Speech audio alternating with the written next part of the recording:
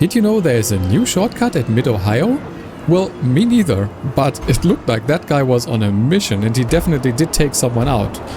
But I also wasn't doing too well, as you can see, getting spun around here, so that race wasn't all that great. And the next one at Silverstone, for some reason, it put me into the menus when the race started. Like maybe the game wasn't at focus, but like it did work fine while qualifying and practicing. So I have no idea what that was about, so another frustrating one. So before this gets any more frustrating, let's instead head into the Rivals Hotlap and take a look at the car here, which is the Dodge Viper GTS-R. And with that, welcome back to HD Racing, to the Quick Look series. This is one of the most requested cars by you, my viewers, so yeah, I needed to get to this, and I finally am able to. I haven't driven this car before, and yeah, I was really surprised by it, I have to say. This is quite a fun one. I was kind of expecting this one to be good, but it actually surpassed my expectations, especially for the stock version, so without tuning. And you're seeing the Hotlap of that right now. And well, apart from some problems in low speed corners, you maybe could see that in the previous one, where it understeers heavily, like even more than I'm used to from the stock tunes. Yeah, it's just at low speeds, the stock version of this car really doesn't want to turn, but just wants to go straight. But other than that, the car already actually felt very, very great, and I didn't have any other major problems with it. And well, also I was able to do kind of well in the stock tune, which was surprising to me, I have to say. You can see we are still driving against the ghost of the Corvette C8, which I did set quite a decent time in, I think, and we're keeping up, at least kind of. And it's just that we are a little bit slower and we have to take a little bit more care because it understeers so much at low speeds. This one does, the Dodge Viper. But still, a respectable time of a 144.34. That's a time that for some other cars I was only able to do with tuning. So what can we do with tuning on this one? Well, quite a lot, I have to say. And I think you're gonna like this one. Yeah, I was really not like I didn't have to spend all that much time to get the tune for this one set up right. It was just setting some values that made sense to me and then doing a couple of laps and then, well, going to fine tune some settings just a little bit to make the car just feel right. But once I did, this actually really clicked with me. And you're gonna see in this lap that I am able to, well, keep up with the ghost of the Corvette C8, and like I was able to do kind of good laps for a lot of this stint where I was trying to just set the best lap that I could. You can see my best lap so far is a 144.09, which is already quite good, but we're gonna do quite a lot better in this lap here. And don't worry, as always, I'm gonna show you the tune for the car afterwards. And well, you're gonna then see what I did to make this happen. But while I have you here, if you aren't subscribed to the channel yet and you enjoy these kind of videos, please consider doing so, and also hit the like button. That makes the video, well, viewable by more people because it gets recommended to them. You know how the algorithm works. All that helps. So yeah, definitely thanks for doing that and supporting the channel in the way that you do. But yeah, taking a look here, we are ahead of the Corvette C8 going through the last corner, and actually this is a very good time of 143.685. The best time that I was able to do so far in any GT car. And this is the tune that I was able to do that in. You can see a lot of values are pretty much standard with little derivations here and there. And well, the anti-roll bars I think was like the main point of trying to make this car rotate but not over-rotate, which I did have a little bit of a problem with in the beginning when setting this up. But yeah, I think the way that it is set up now, at least for me, it works very well. And as always, if you want to take a look at any screen in more detail, just pause the video. Or if you just want to get the tune, it is shared in game as always. But yeah, I was really surprised, at least in a Hotlap scenario, how well this car does. I was then trying to take this car to races, and there I was struggling a bit, I have to say. I'm not quite sure if this maybe was just my, I wasn't that good on the day that I was driving this. I feel like it was also the other drivers around me, because I really did have quite a lot of bad races where I just was getting punted around and like spun multiple times in a race, and that was just not fun. So I finally managed to get to this race at Watkins Glen. And this one I finally was able to, well, have a decent race.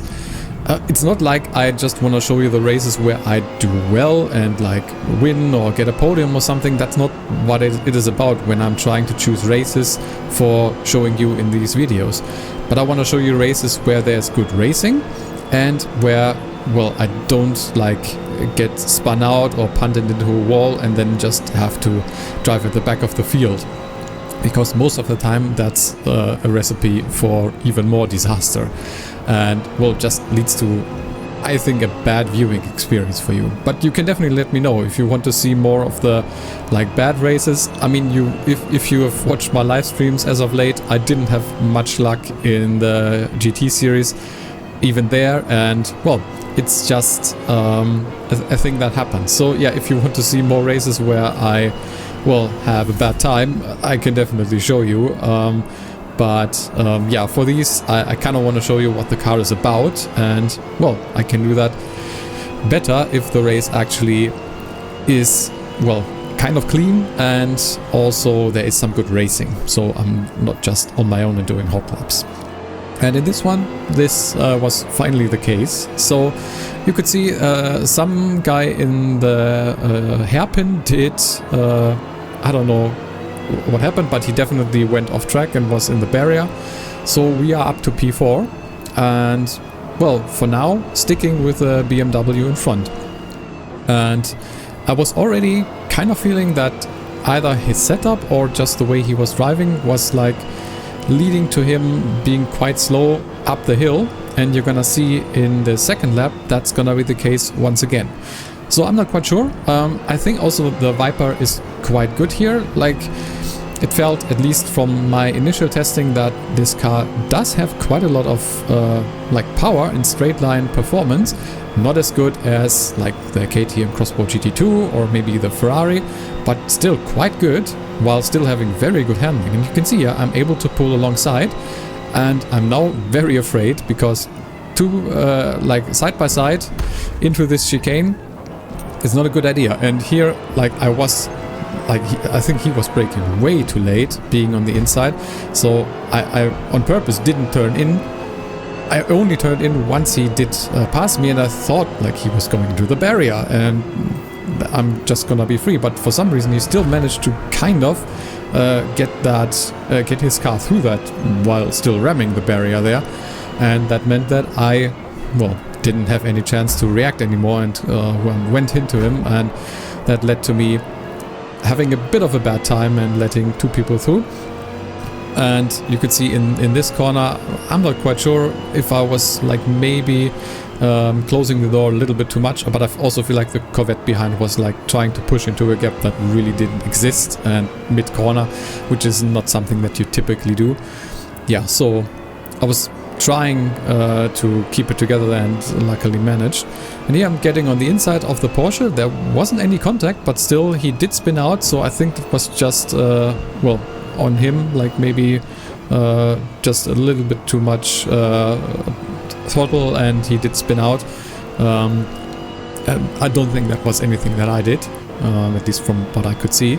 So we are clear once again, and it's now time to try to catch back up to the BMW in front, who, well, was, I think, quite lucky in the previous lap to even make that. Like, if I was if I had been in that situation, I'm pretty sure if I'd pushed the brake that late, I would have just ended up in the barrier and the race would have been over.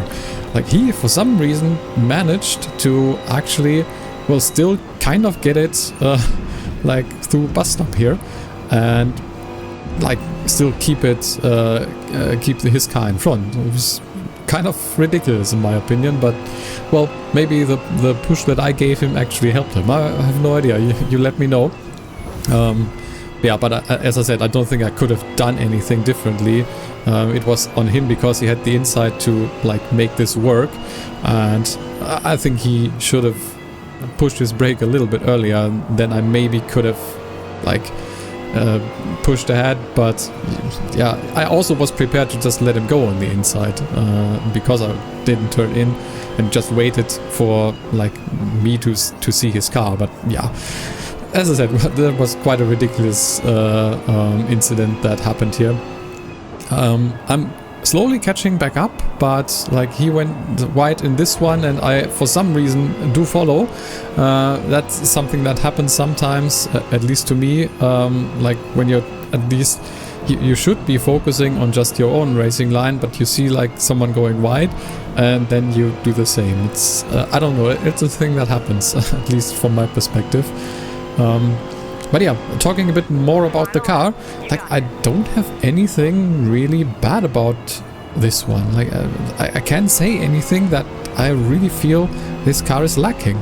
Like maybe it can be sometimes like if you like over push the car and go with a little bit too much speed into a corner, the car can like slide a little bit with the rear and you will have trouble getting the power down on the track.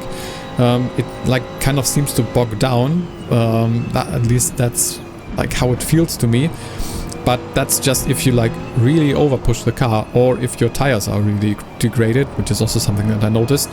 But other than that, this car just feels very nice to drive, and I would actually compare this in terms of how this feels to drive to the Corvette C8.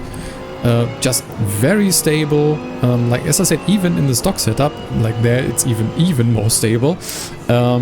Just performs very well. Like as I also said, power wise very good, like probably not like amazing, but like very manageable, and well, the handling just feels really nice, and getting it set up well, you can make this car really fast, as you could see, and well, still behave quite nicely. I did make the tune to the point where it rotates quite a lot more than it does in the stock one. Just, well, to be able to go faster around corners, because it was the only issue that I had, the amount of understeer, especially in low speed corners. And I tried to still make the car, well, behave kind of the same in terms of how it handles, well, while having just a little bit more rotation. And I think I managed. I didn't have all that much luck in races, sadly, with this. As I said, don't know if it's just my driving, like the people around me, or what was going on, but yeah, I would have liked to get a little bit more of an exciting race for you, but this was the best that I managed for this one.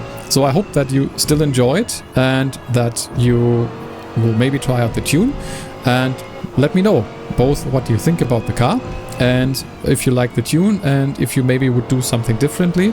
I'm always really keen to get your opinion on this. And yeah, I hope that you enjoyed this one. As I said before, if you aren't subscribed to the channel yet, you can definitely do that. It will really help me out. And if you're interested in more of this, so more looking at GT cars, I have a whole playlist. It's linked down below, and you can take a look at any car that you're interested in that I have covered already from the GT series. And well, I'm gonna continue doing this, and if you have any other cars that you would like to see, also let me know in the comments. But with that, I just have one thing left to do, which is to thank you for watching. I've been HD Racing, and I will see you in the next one.